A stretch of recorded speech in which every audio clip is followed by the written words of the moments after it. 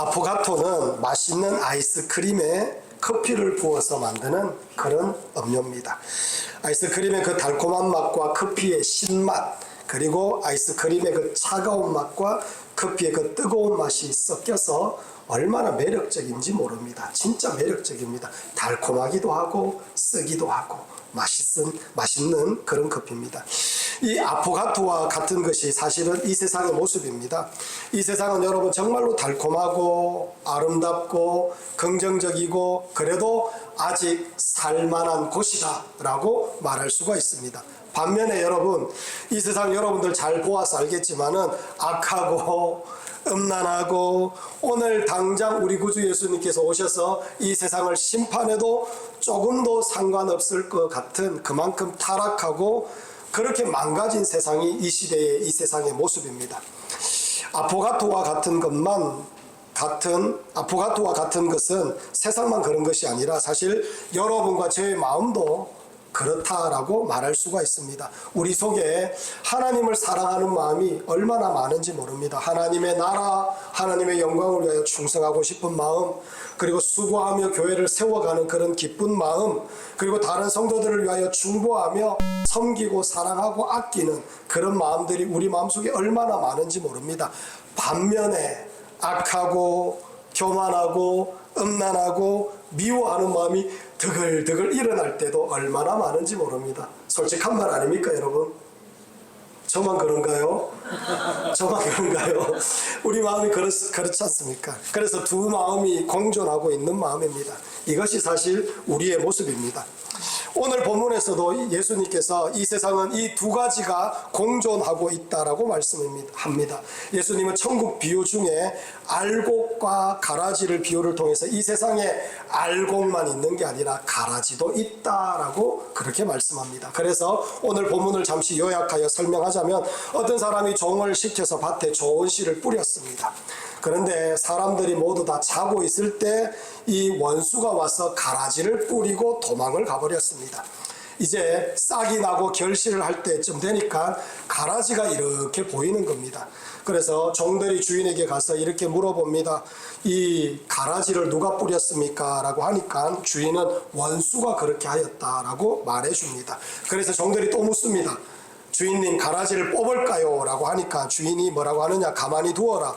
곡식까지 뽑을까 염려하노라 라고 하면서 추수 때까지 기다려라 라고 그렇게 말씀하고 있습니다. 그리고 추수 때가 되면 추수꾼들이 가라지는 이렇게 모아서 단으로 묶을 것이고 나중에 불에다 집어넣을 것이다 라고 오늘 마태복음은 아니지만 다른 성경에서 말씀합니다. 그리고 알곡은 모아서 곳간에 자기의 곳간에 이렇게 넣을 것이다. 말하자면 천국으로 인도할 것이다 라고 그렇게 말씀하고 있습니다. 여러분, 여기에서 주인께서 종들에게 원하시는 것이 있는데 그게 뭐냐면은 가라지를 뽑는 것이 아니었습니다. 오히려 가라지를 뽑을까 염려하고 있는 모습이 주인의 모습입니다. 이 말씀이 오늘 주된 요점이다 라고 우리가 이해를 하면 좋겠습니다. 여러분, 오늘날 교회마다 큰 대회가 벌어지고 있습니다. 그 대회가 뭐냐면은 일명 가라지 뽑기 대회를 하고 있습니다. 교회마다. 그로 인해서 알곡들이 얼마나 함께 뽑혀지고 상처받고 고통받는지 모릅니다. 그래서 오늘 본문을 통하여 주님께서 원하시는 것이 무엇인지 우리가 함께 살펴보며 은혜를 나누도록 하겠습니다. 그래서 첫째로 우리는 가라지를 인정해야 됩니다. 오늘 말씀 가운데 여러분 25절 말씀을 우리 함께 한번 읽어보도록 하겠습니다. 자, 사랑하는 성도 여러분, 25절 말씀 읽겠습니다. 시작. 사람들이 잘 때에 그 원수가 와서 곡식 가운데 가라지를 덧뿌리고 갔더니. 아멘. 사람들이 잘 때에 원수가 와서 곡식 가운데 가라지를 덧뿌리고 갔다라고 말하고 있습니다. 자고 있을 때 뿌렸다는 거예요. 그래서 지금은 가라지가 뿌려져 있는 그런 상태입니다. 가라지가 있다라는 것을 오늘 성경에서 말씀하고 있습니다. 여러분, 이 세상이 지금 가라지가 있는 그런 세상입니다. 교회에도 가라지가 있습니다. 우리의 심령 속에도 가라지가 있습니다. 우리는 이것을 인정하며 살아가는 하나님의 백성이 되어야 될 줄 믿습니다. 여러분 30절을 보면 이렇게 말씀합니다. 둘 다 추수 때까지 함께 자라게 두라. 추수 때에 내가 추수꾼들에게 말하기를 가라지는 먼저 거두어 불사르게 단으로 묶고 곡식은 모아 내 곶간에 넣어라. 이렇게 말씀합니다. 예수님께서 추수 때까지 함께 자라도록 두라라고 그렇게 말씀하고 있습니다. 여러분, 지금이 어떤 때이냐 하면은 가라지와 알곡이 함께 뒤섞여서 자라나는 때다라는 것을 말씀합니다. 그래서 가라지가 있다라고 주님께서 말씀합니다. 여러분, 사도행전 9장을 보면 사도 바울이 예수님을 만납니다. 사도 바울이 예수님을 만난다니까요, 권사님. 할렐루야.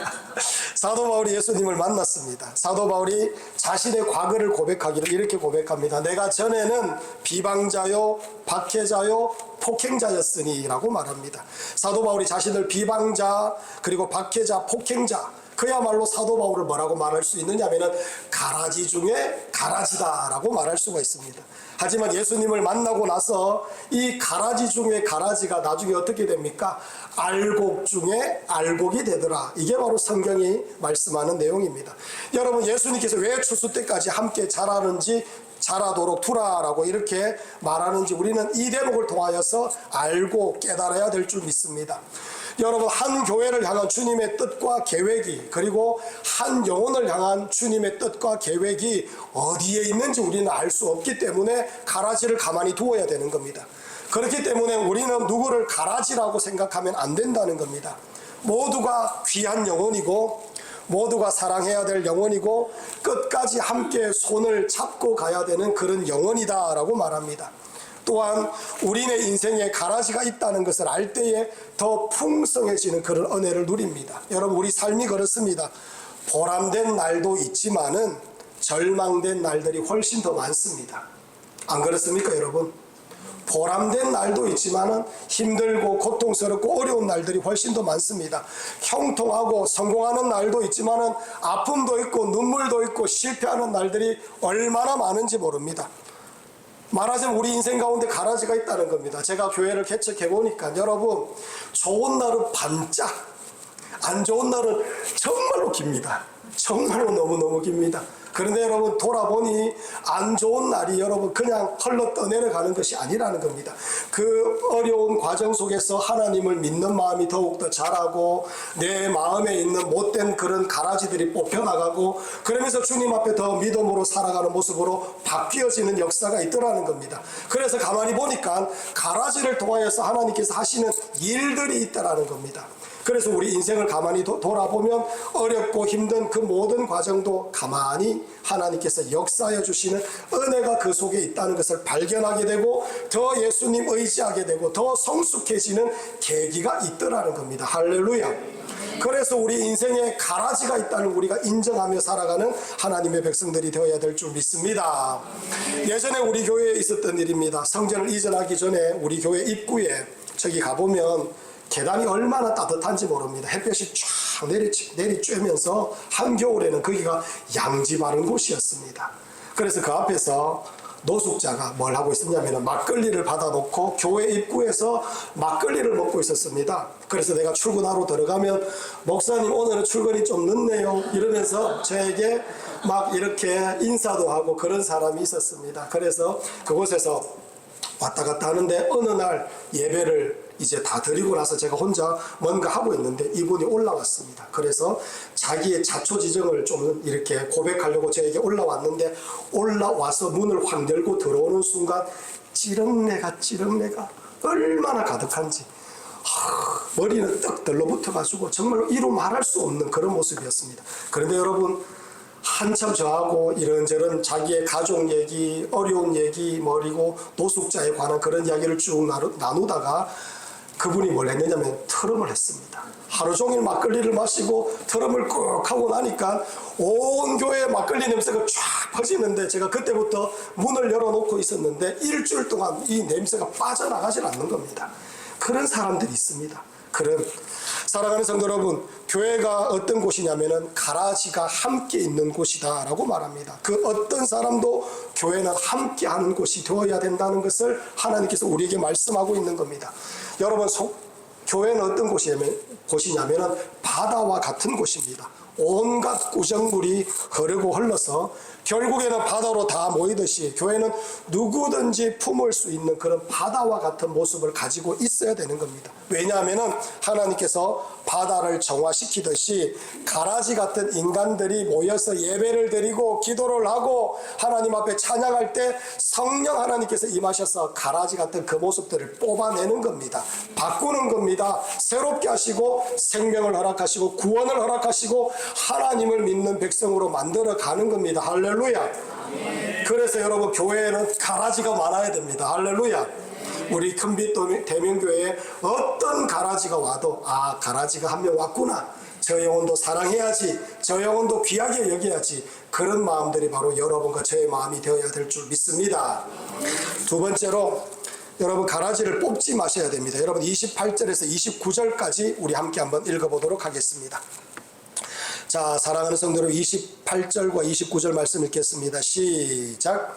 주인이 이르되 원수가 이렇게 하였구나. 종들이 말하되 그러면 우리가 가서 이것을 뽑기를 원하시나이까. 주인이 이르되 가만두라. 가라지를 뽑다가 곡식까지 뽑을까 염려하노라. 아멘. 여러분, 예수님께서 뭐라고 하느냐? 가라지를 뽑지 말아라, 그렇게 말씀하셨어요. 왜냐하면 가라지를 뽑다가 알곡까지 같이 뽑을까 염려되기 때문에 뽑지 말아라, 이렇게 말씀합니다. 28절을 보면 주인이 이르되 원수가 이렇게 하였구나. 종들이 말하되 그러면 우리가 가서 이것을 뽑기를 원하시나이까. 여러분, 종들이 뭘 하고 있느냐? 자꾸 뽑고 싶은 마음이 있습니다. 뽑기를 원하십니까? 말하자면 정죄하기를 원하고 심판하기를 원하고 판단하기를 원한다는 겁니다. 그때 예수님께서 하시는 말씀 29절에서 가만두라. 가라지를 뽑다가 곡식까지 뽑을까 염려하노라. 가만히 두어라 라고 그렇게 말씀하고 있습니다. 여러분, 지금은 뽑아내고 잘라내고 손가락질하고 미워하고 심판하고 막 때려 부수는 그런 때가 아니라고 말합니다. 공존해야 되고 함께 가야 될 때라고 우리 주님께서 말씀하고 있는 겁니다. 심판은 주님께서 마지막 주수 때에 주님께서 하는 거지 너희들을 심판하는 자들이 아니라는 것을 정확하게 명확하게 분명하게 우리에게 말씀하고 있습니다. 그래서 여러분과 저는 심판하는 자가 되면 안 됩니다. 저 사람이 이러니 저러니 그렇게 함부로 말하는 자들이 되면 안 된다는 걸 우리 주님께서 말씀하고 있습니다. 왜 가라지를 뽑지 말라고 하시는지 정확하게 성경에서 말하는 부분이 있습니다. 사무엘상 16장 7절을 보면 사무엘 선지자가 새 왕을 세우기 위하여 기름 부으려고 이새의 집에 들어갔습니다. 이새의 집에 가니까 그 중에 제일 마지가 있는데 엘리압이라는 그런 아들이었습니다. 이 첫째가 얼마나 잘생겼는지, 인물이 부리부리하고 키도 얼마나 큰지, 사무엘이 그 영혼을 딱 보는 순간 이야, 진짜 왕될 상이다, 왕감이다 이러면서 기름을 부으려고 하는데, 그때 하나님께서 강력하게 사무엘에게 임하셔서 하시는 말씀이 뭐라고 하느냐? 그의 용모를 보지 말라. 내가 이미 그를 버렸노라. 내가 보는 것은 사람과 같지 아니하니 사람은 외모를 보거니와 나 여호와는 중심을 보느니라, 이렇게 말합니다. 여러분, 사무엘 같은 선지자도, 영성이 대단한 그런 사무엘과 같은 사람도 사람을 잘못 보더라는 겁니다. 그러니 사랑하는 성도 여러분, 가라지를 선택하는 그 사무엘 모습을 보면서 우리는 함부로 사람을 판단하면 안 된다는 겁니다. 알곡은 따로 있었습니다. 저 구석턱이 올라가서 양을 치고 있는 다윗이 알곡이라는 겁니다. 그렇기 때문에 우리는 판단이 둔하고 그리고 잘못된 그런 어떤 결정을 내릴 때가 너무나 많기 때문에 우리는 다른 사람을 가라지라고 생각하면서 함부로 판단하고 함부로 정죄하고 함부로 그 사람을 대하면 안 된다는 것을 오늘 우리에게 말씀합니다. 우리는 가라지인지 알곡인지 알 수가 없습니다.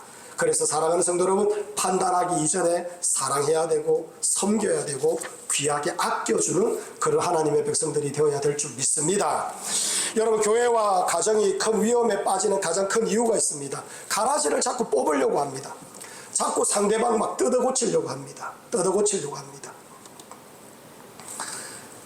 내가 보기에 올바른 것 같지 않고 아닌 것 같고 바꾸어야 되고 고쳐야 되고 재단해야 되겠다라고 하면서 뜯어 고치려고 하기 때문에 교회와 가정이 병드는 겁니다. 우리 가정에서 이런 일이 있습니다. 하경이가 상장을 받아왔어요. 상장을 받아왔는데 너 이번만 상장 받아오면 안 돼. 앞으로 더 열심히 해서 다음엔 1등 해야 돼. 라고 하면서 막 지적질하면 하경이 그때부터 공부하기 싫습니다. 정말 그렇습니다. 지적질하면 안 된다는 겁니다. 그냥 아끼고 사랑해주고 귀하게 아이고 수고했다 라고 하면서 아이스크림 사주고 통닭 한 마리 시켜주면 더 열심히 합니다. 여러분, 우리는 그렇게 해야 되는데 자꾸 지적질을 하려고 하는 게 바로 우리들의 습성이라는 겁니다. 어떤 권사님이 목사님에게 올라와서 하소연합니다. 목사님, 남편이 진짜 안 바뀝니다. 이 자식 이놈도 정말로 안 바뀝니다. 그러면서 남편 욕, 자식 욕을 막 실컷 하고 있었습니다.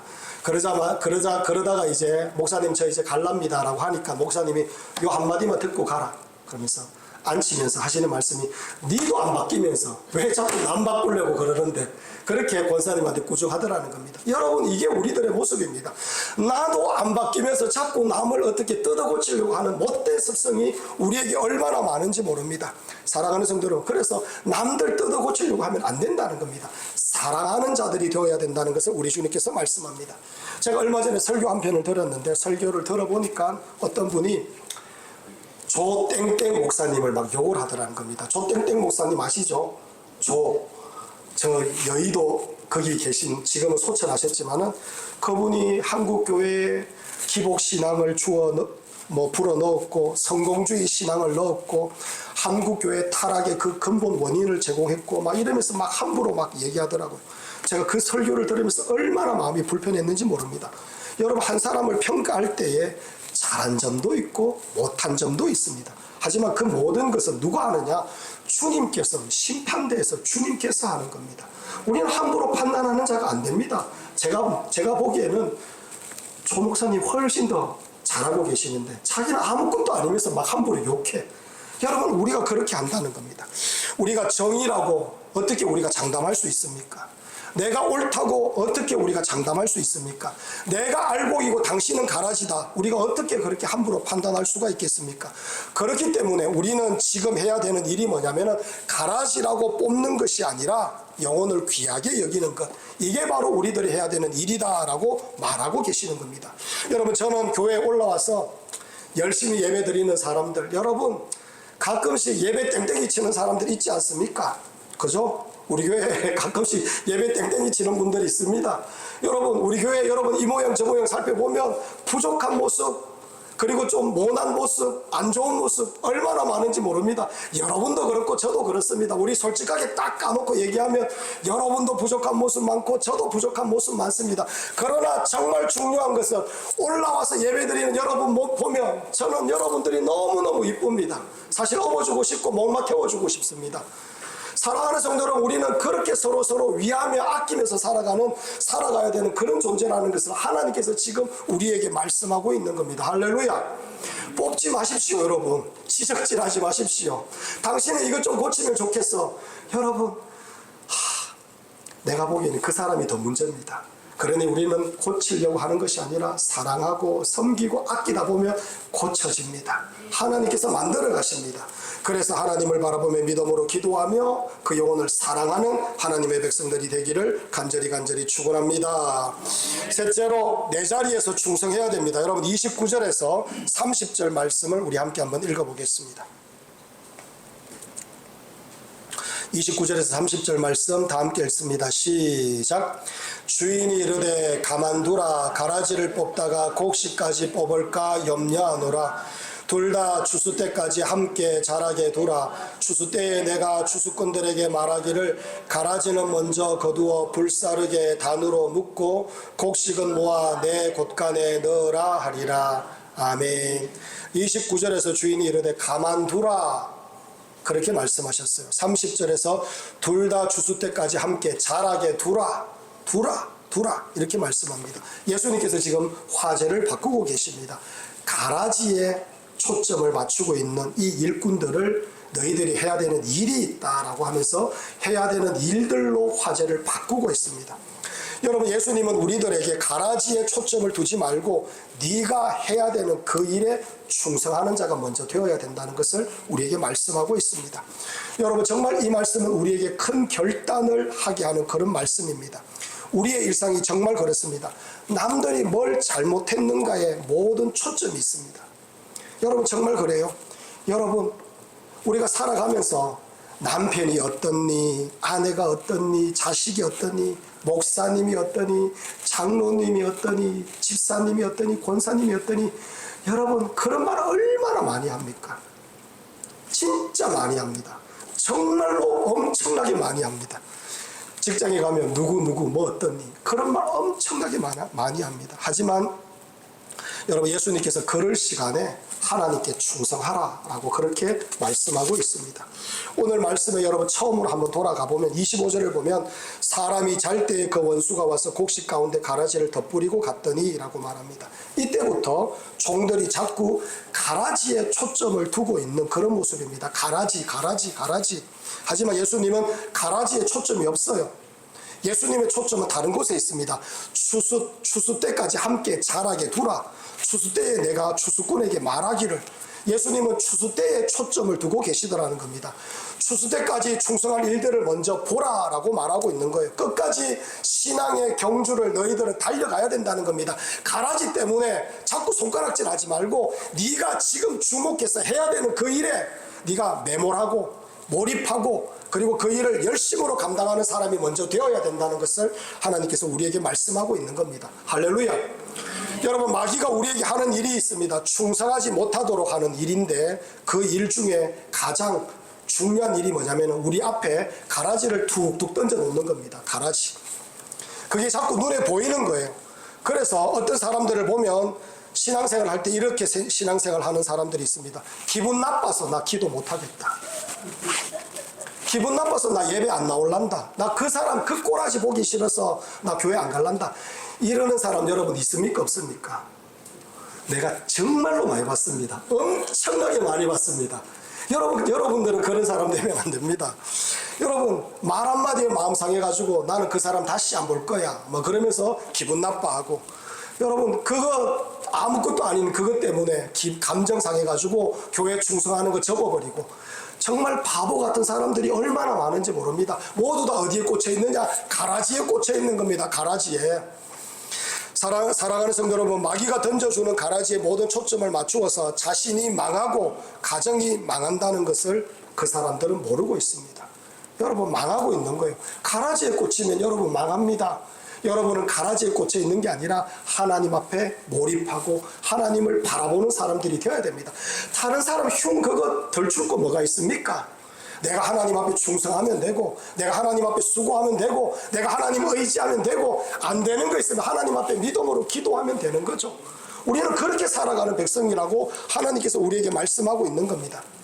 내 자리에서 충성하면 되는데 마귀에게 던져주는 그 가라지 때문에 이리 휩쓸리고 저리 휩쓸리고 마음 상하고 감정 상하고 기분 나쁘고 교회 안 다닐라 그러고 가서 끌고 와야 되고 가서 또 뭐 기도 막 해줘야 되고, 여러분 그거 아닙니다. 여러분 그렇게 신앙생활 하는 게 아니라 하나님 앞에 초점을 딱 두고 믿음으로 신앙생활하는 하나님의 백성들이 되어야 될 줄 믿습니다. 내 자리에서 진짜 충성하는 것을 저는 이렇게 요약하고 싶습니다. 마태복음 18장 22절을 보면 베드로가 예수님께 형제가 내게 죄를 범하면 몇 번을 용서해야 됩니까? 한 7번쯤 하면 됩니까? 예수님께 그렇게 질문했는데 예수님께서 말씀하시기를 7번뿐 아니라 7번을 70번까지 할지니라, 이렇게 예수님께서 말씀하셨습니다. 7번을 70번까지 하면 요한주 집사님 수학에 능하신 우리 요한주 집사님 몇 번입니까? 490번. 그렇죠. 역시 490번입니다. 490번. 여러분 우리가 지금 할 수 있는 최고의 충성은 사랑하는 겁니다. 어떻게 사랑하느냐? 7번씩 70번 용서할 만큼 사랑하는 거예요. 490번 사랑해야 됩니다. 참고 사랑해야 됩니다.